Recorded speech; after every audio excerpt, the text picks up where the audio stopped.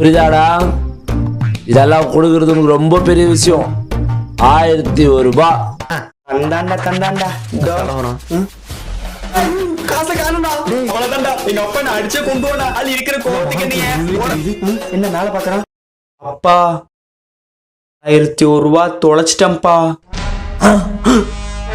1001 ரூபாய் தொலைச்சிட்டியா? 1001 ரூபாய் எண்ணி அவன் கையில கொடுத்த.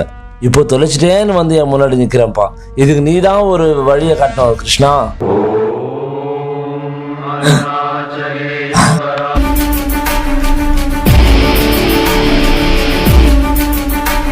ஏண்டா 1001 ரூபாய் பணத்தை தொலைச்சிட்டப்பான்னு சொல்ற? காசோட தான் நீ வீட்டுக்கு திரும்ப வரணும். போடா இங்க இருந்து.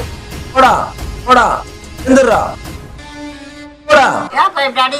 உனக்கு எதுவும் தெரியாது தாய் கேள்வி சுமாரு. விடை தருவா